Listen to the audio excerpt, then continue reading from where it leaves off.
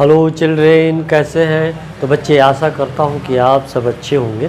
पिछले वीडियो में हमने मॉडल ऑक्सिलरी का एक्टिव से पैसिव में कैसे बदला जाता है, इसका पूरा मैं विस्तार से चर्चा की थी हमने। अब हम मॉडल ऑक्सिलरी वर्ब के बाद हैव रख करके, उसके बाद वर्ब का तीसरा रूप रख करके, यानी वो एक्टिव फॉर्म में है, तो हम इसको पैसिव में कैसे बदलेंगे, हम इसकी चर्चा करते हैं। तो आइए सीखने का प्रयास करते हैं बच्चे।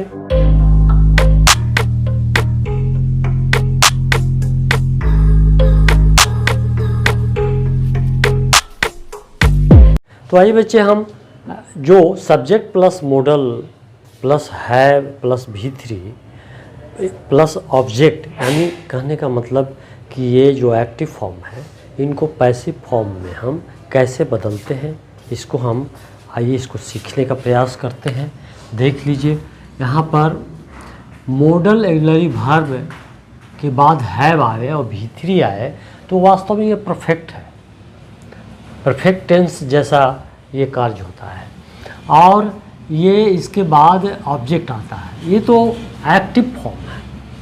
अब इसको एक्टिव फॉर्म में हम पैसिव कैसे बदलेंगे, तो इसके लिए जान लीजिए।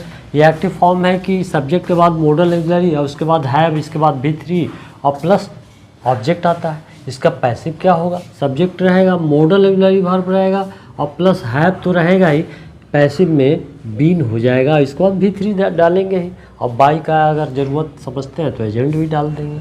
तो आइए हम उदाहरण द्वारा समझने का प्रयास करते हैं। एक्टिव वॉइस में I shall have discussed the matter, यहाँ देखिए कि शैल जो है से मॉडल ऑक्सिलरी वर्ब है, उसके बाद हैव दिया गया, और हैव अगर दिया गया है तो उसके बाद जो वर्ब आएगा वो वर्ब का तीसरा रूप ही आएगा, और ऑब्जेक्ट के रूप में यहाँ मैटर है। तो ये हम पैसिव में कैसे बदलेंगे, सो देखिए। तो यहाँ जो द मैटर जो ऑब्जेक्ट है, इसको सब्जेक्ट बनाइए, और उसके बाद विल लगाएंगे, और उस विल के बाद हैव आएगा, और पैसिव में एक और बढ़ जाएगा, बीन रहेगा, बीन, और उसके बाद वर्ब का तीसरा रूप डिस्कस्ड रहेगा ही, और बाई दे करके आई को मी में बदल देंगे, यानी ये ऑब्जेक्ट बन गया। फिर दूसरा उदाहरण लेते हैं। You should have help the Ram, आपको राम की मदद करना चाहिए था। यहाँ पर ये तो शुड ऑक्सिलरी वर्ब है, मॉडल ऑक्सिलरी वर्ब है, उसके बाद हैव आया, वर्ब का तीसरा रूप आ रहा है, और उसके बाद ऑब्जेक्ट आया। अब यही ऑब्जेक्ट पैसिव में सब्जेक्ट बन गया राम, और उसके बाद शुड डालेंगे और हैव डालेंगे, और पैसिव के लिए बीन डालेंगे, और वर्ब का तीसरा रूप डालेंगे। अगर आपकी इच्छा है कि बाई एजेंट डालें तो डाल सकते हैं, नहीं तो कोई दिक्कत नहीं है।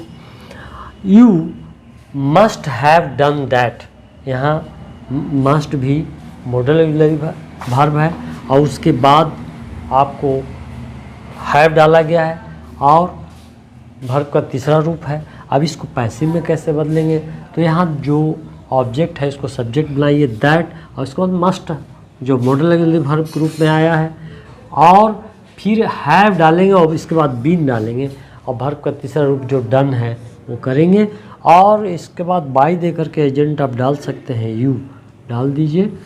तो इस प्रकार से इन फॉर्म को, यानी यू यानी subject plus model auxiliary verb plus have plus verb का तीसरा रूप, यानी वर्ब का तीसरा रूप जो है, और उसके बाद ऑब्जेक्ट आता है, तो पैसिव में हम कैसे बदलते हैं आप जान ही गए। आशा करता हूँ कि आप अच्छी तरह समझ गए होंगे। अब अभी भी कोई दिक्कत है तो बस पूछिए। धन्यवाद।